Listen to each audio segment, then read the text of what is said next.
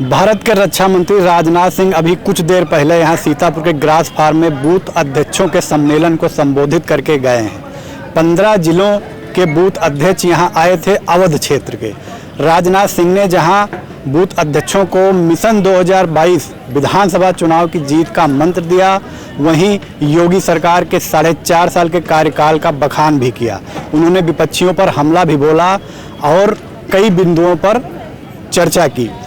हमारे सहयोगी प्रियांशु मिश्रा हमारे साथ हैं, हम उनसे चर्चा करेंगे राजनाथ सिंह के इस कार्यक्रम को लेकर। प्रियांशु जी, पहले ये बताइए, राजनाथ सिंह ने एक बात मंच से कही कि यूपी का चावल पक चुका है, तो यूपी का चावल पक चुका है कहने के पीछे उनका क्या आशय था, क्या इशारा वो करना चाहते हैं? जी, मैं आपको बता दूं कि यूपी का चावल पक जाने से उनका मतलब ये था कि उन्होंने जो है बूथ अध्यक्ष जो ये सम्मेलन था अवध क्षेत्र का, उससे पहले कल उन्होंने करीब 1 दर्जन विभिन्न जिलों के 1 दर्जन बूथ अध्यक्षों से बात की।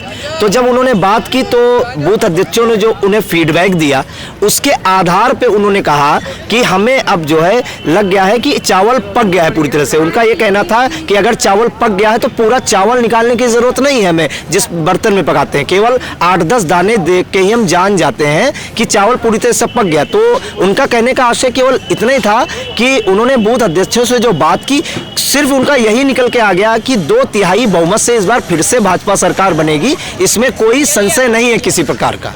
बूथ अध्यक्षों से बात करके राजनाथ सिंह ने नब्ज टटोल ली है अवध क्षेत्र की।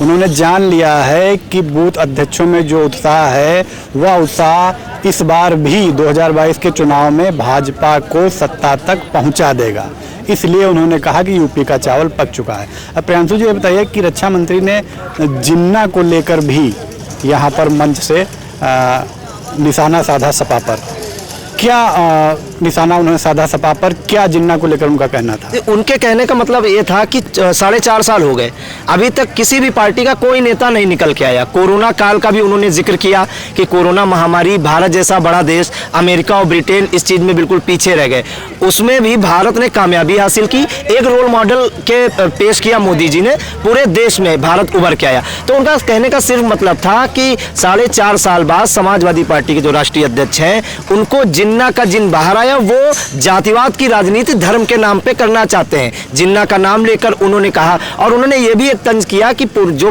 पार्टियां हैं, अन्य पार्टियां हैं, सरदार पटेल को नकारती हैं और जिन्ना को अपनाने वाली बात कर रही हैं। और उसमें एक खास चीज उन्होंने निकल के आई कि जिन्ना की जो उन्होंने तारीफ की थी अखिलेश यादव ने, उसमें एक खास चीज निकल के आई थी कि उनकी कुछ बता रहे थे मुस्लिम जो लोग हैं उनसे भी बात हुई, तो उन्होंने भी नाराजगी व्यक्त की। जो देश को तोड़ने का काम जिन्होंने किया है, आप उनको ये कह रहे हैं कि देश की आजादी में अहम योगदान दिया है। तो इस तरह से उन्होंने सीधा सीधा निशाना साधा कि चुनाव जब आता है तो 4.5 साल बाद उनको याद आती है और सीधा सीधा धर्म और जाति के नाम पे राजनीति करना चाहते हैं।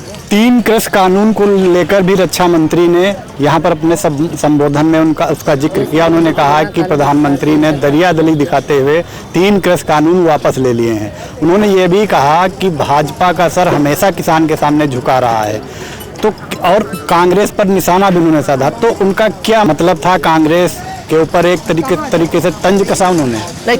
तंज कसने के साथ ही उन्होंने एक बात कही कि भारतीय जनता पार्टी ने हमेशा से ही किसानों का सम्मान किया है, किसानों के सामने उनका सिर झुका है। 3 कृषि कानून के मामले पे उन्होंने कहा कि हमारी पार्टी, मोदी जी ने 3 कृषि कानून लागू किए थे, वो देश हित में थे, किसानों की हित में थे, लेकिन किसी तरह से वो किसानों को समझाने में विफल रहे। इस वजह से केवल उनके सम्मान में ये कि तीनों बिल जो है वापस लिए गए हैं।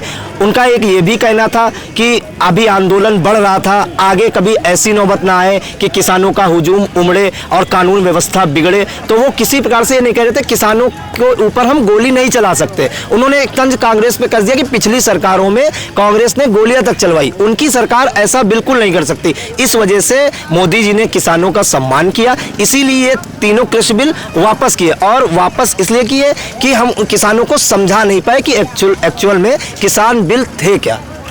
तो रक्षा मंत्री राजनाथ सिंह ने यहाँ करीब 40 मिनट तक संबोधन किया बूथ अध्यक्षों का, जो अवध क्षेत्र के 15 जिलों से आए थे बूथ अध्यक्ष।